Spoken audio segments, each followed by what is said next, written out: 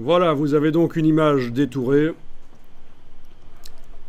par une méthode qui fonctionne dans tous les cas, mais qui n'est pas la meilleure dans tous les cas. Je vous avais dit, hein, si vous avez affaire à des cheveux, pas des chevaux, hein, des cheveux, des arbres, des voitures super nettes, des aspirateurs, il y a des techniques meilleures et adaptées. Mais ça, c'est du Photoshop. Moi, j'avais déjà enregistré cette... Alors, on va dans InDesign et vous allez sur une de vos pages, peu importe laquelle. Est-ce que vous voyez que sur le bord de la page, il y a toute une zone, c'est ce qu'on appelle la table de montage. À gauche et à droite des pages, il y a la table de montage et vous pouvez amener là-dessus des éléments. C'est pas un problème.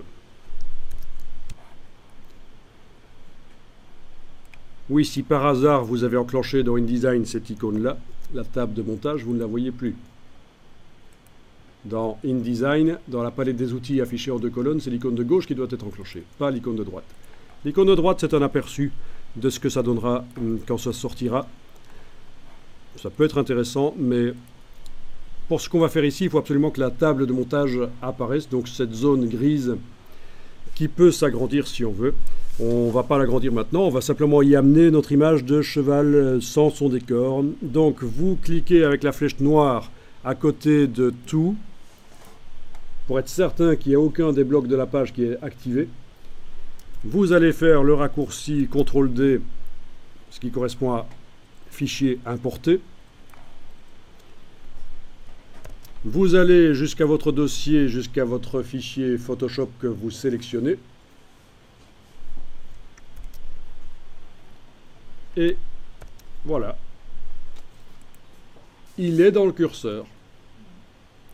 Sur le bord, là, vous allez faire un cliquer, glisser. Et voilà votre cheval sans son décor. À partir de là, en fait, les éléments, c'est comme dans Illustrator, ils s'empilent au fur et à mesure de leur arrivée sur les pages. Donc, ce bloc est supposément au-dessus des autres. Si vous le déplacez avec la flèche noire, vous voyez qu'il est au-dessus des autres. Il s'empile. Évidemment, si vous double-cliquez avec la flèche noire quand le bloc est là, vous passez en édition du contenu.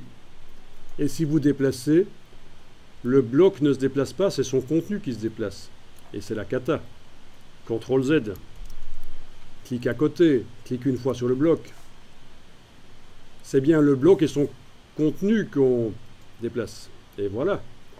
Et vous avez réussi à faire de la mise en page. Donc de la mise en page avec des objets qui sont détourés. Voilà. Après, il faut manipuler les choses pour faire une mise en page intéressante. Mais c'est vraiment intéressant de faire ça parce que par rapport à un document Word, évidemment, c'est le point fort de InDesign, c'est de pouvoir faire ce genre de choses. Faire ce genre de choses avec des décors qui disparaissent, c'est typique de ce qu'on voit dans les magazines en fait. Hein. Je suis juste en train de manipuler les blocs et de faire une mise en page. J'ai agrandi un bloc sur toute la page. J'ai demandé objet, ajustement, remplir le bloc proportionnellement. Je clique à côté pour le désactiver, je reviens travailler sur celui-là, etc. Donc vous connaissez le principe, je pense que là ça va aller pour manipuler les choses. Flèche noire pour recadrer.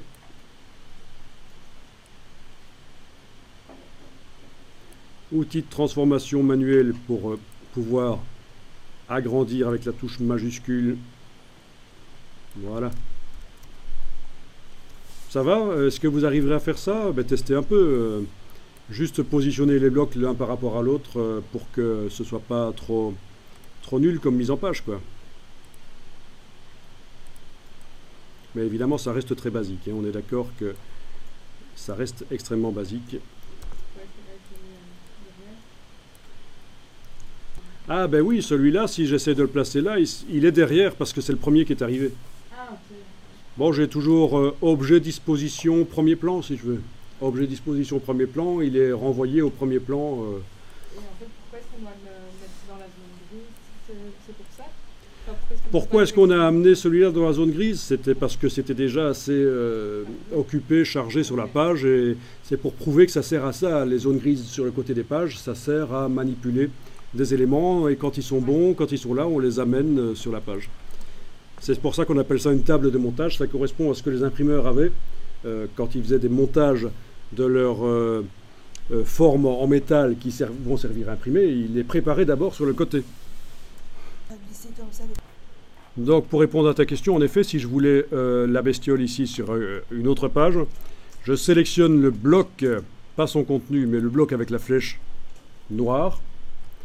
Je fais un copier ou un couper, ça dépend si je veux laisser l'original là ou si je veux carrément l'enlever. Allez, je vais faire un CTRL X, donc édition coupée, c'est ce que je viens de faire. Je vais dans la palette page double-cliquer sur une autre page et je vais aller le coller. Donc dans la palette page qui est là en fait, voilà. Je vais aller sur une autre page, double-clic sur la page et je fais édition, coller. Et ça colle au centre, ça le colle au centre de la fenêtre. Regardez, si je bouge la fenêtre ici, édition, coller. Vous voyez, il arrive toujours au centre de la fenêtre. Enfin, là, il ne pouvait pas descendre plus bas. Si vous voulez qu'il occupe la même place que ce qu'il avait là où vous l'avez coupé, il faut faire édition, coller sur place. Édition, coller sur place va le remettre au même endroit qu'il occupait sur l'autre page. Voilà. Voilà, voilà. Donc, intéressant. Des mises en page avec des images qui se superposent, c'est pas mal. Si on ajoute du texte, ben, on risque que ça ressemble au final à un magazine.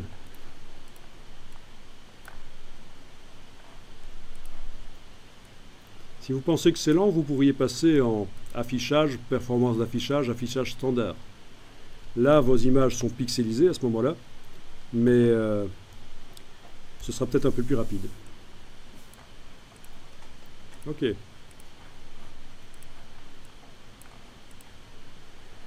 Ça manque de texte, évidemment. Il faudrait mettre du texte pour structurer, mais enfin, en tout cas, le but ici, c'était de montrer qu'on peut extraire un élément de son décor et l'utiliser dans InDesign. Ça fait vraiment partie du travail de mise en page.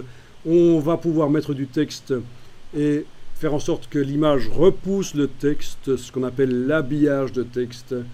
Ça, c'est ce qui va être vu par la suite